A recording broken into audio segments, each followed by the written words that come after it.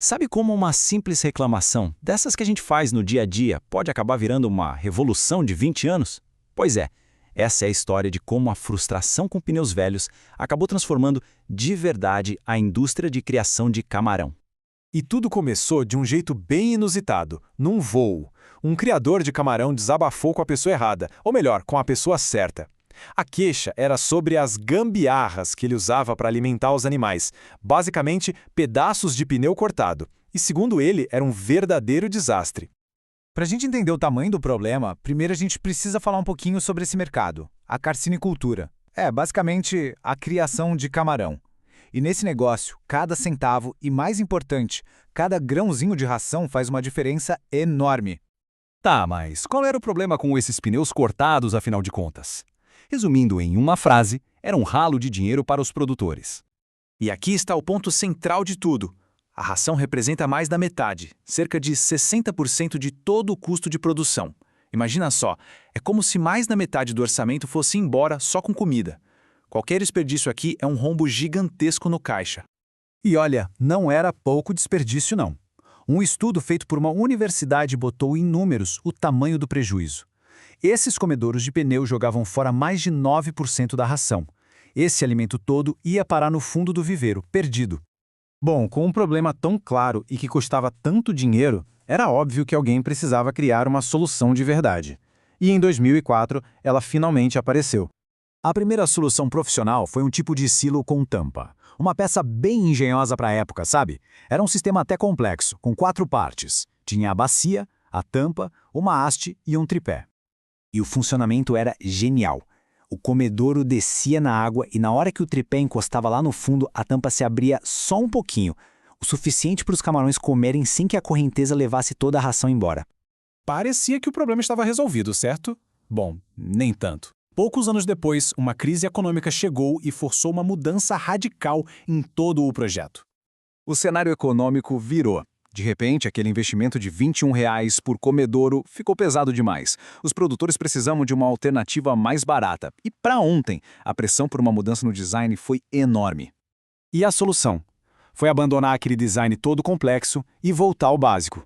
Uma bandeja simples de uma única peça. Foi a necessidade, a crise, que forçou a inovação a acontecer. E aqui vem a parte mais incrível da história. Descobriram, quase que por acidente, que a tampa não era necessária. A própria física, o jeito que a água passava ao redor da bandeja enquanto ela afundava, empurrava a ração para o centro. A natureza, de graça, deu a solução. E esse novo design, muito mais simples, acabou se provando uma verdadeira virada de jogo. Ao longo de 20 anos, os benefícios para os produtores foram gigantescos. Pensa só, o investimento na bandeja nova se pagava com a economia de ração em apenas um único ciclo de produção. O retorno era praticamente instantâneo. E não era um benefício que acabava rápido, não. A durabilidade do material era excepcional. Uma única bandeja dessas durava mais de 10 anos, o que dá uns 40 ciclos de produção.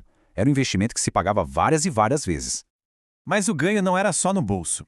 Ao evitar que a ração que sobrava ficasse no fundo do viveiro apodrecendo, o comedouro protegia a qualidade da água. Isso impedia a formação de substâncias tóxicas como a amônia e ajudava a manter o oxigênio na água.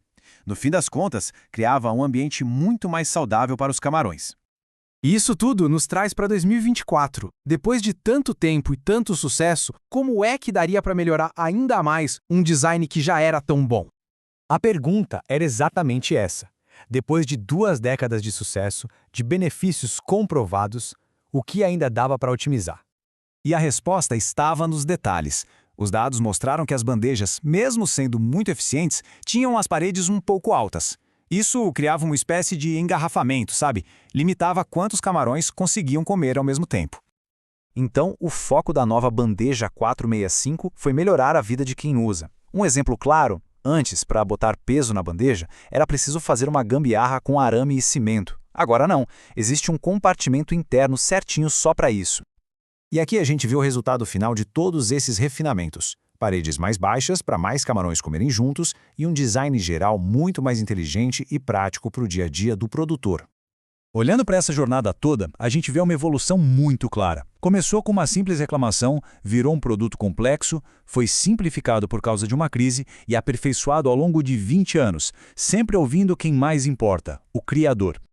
Isso deixa a gente pensando, quantos outros problemas do dia a dia, em qualquer indústria, estão aí, esperando só uma conversa, uma simples reclamação para dar início a uma nova revolução?